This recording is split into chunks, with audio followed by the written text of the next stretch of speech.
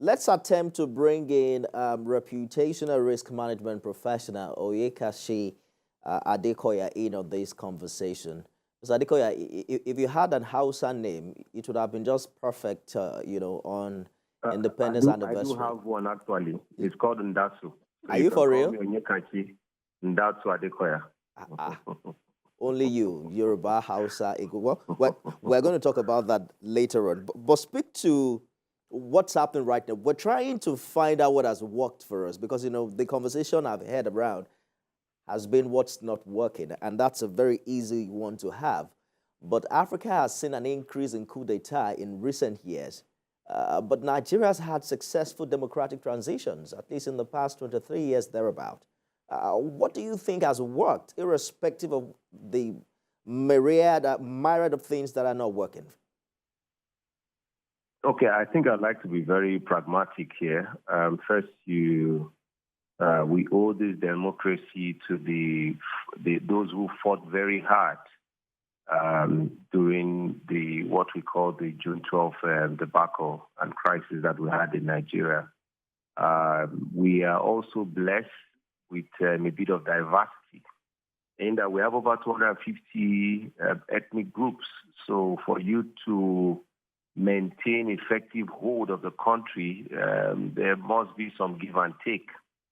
And so whether it's military or the civilian rule, you must reach across the different levers of power across the major ethnic grouping. And so that constant quest for some level of balance is what pushes some form of compromise in positions and has held Nigeria together for some time now. But more practically, if you look at the administration of Obasanjo then in 1999, he did do a lot to disincentivize the military from joining any crazy quest for a military rule. So basically what he did was to throw more incentives at the other ranks, knowing that it is the other rank soldiers who carry out the coup. And then, of course, the Nigerian military has undergone some major restructuring. It's very difficult to sink 2 or 3 divisions across the country and then implement a coup. So I think that from a very practical steps, there are a number of things working for us. But importantly, we've taken very practical steps to ensure that a coup does not work here. So maybe that has played some strong part. I definitely feel so. As to what again has worked, I'm not sure that at $1 to 1,000 something, there's much we can point at. Even when I think it's Fitch or so did a rating and assessed that our effective unencumbered foreign reserves is about 3.3 billion thereabout. Not that to say that it's a problem created by this administration, but you can trace all the faults that we have back to 1986 when we started the structural adjustment program. So we remain a country that is in a bit of a paradoxical situation. There's lack in the midst of plenty. We have foreign interest operators that don't necessarily wish for Nigeria to raise their head above the current levels where we find ourselves.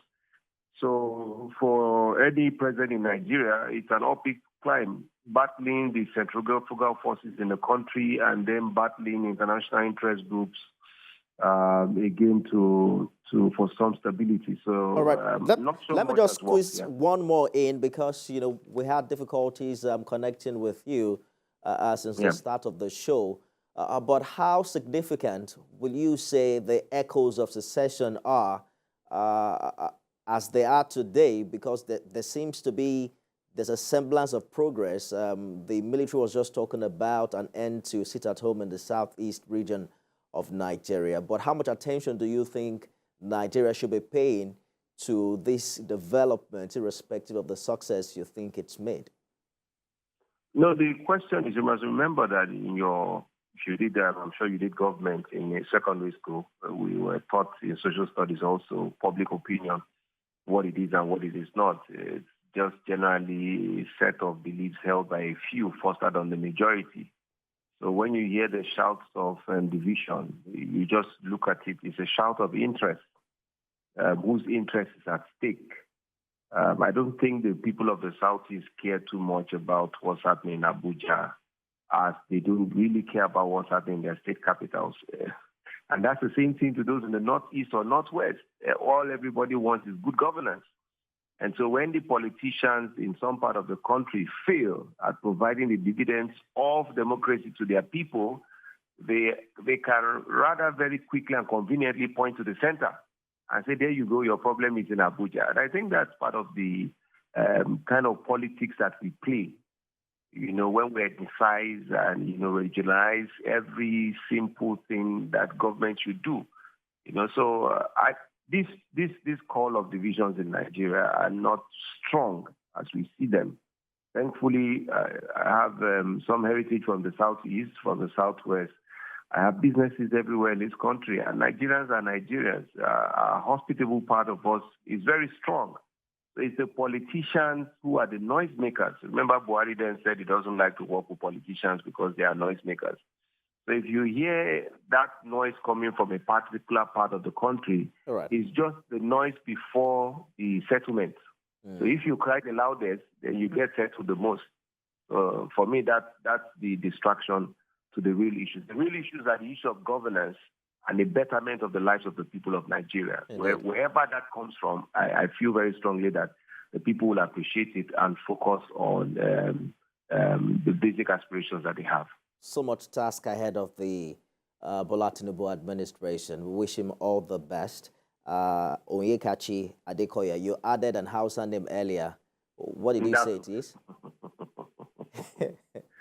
Reputational risk management professional. Thank you for joining us on the program.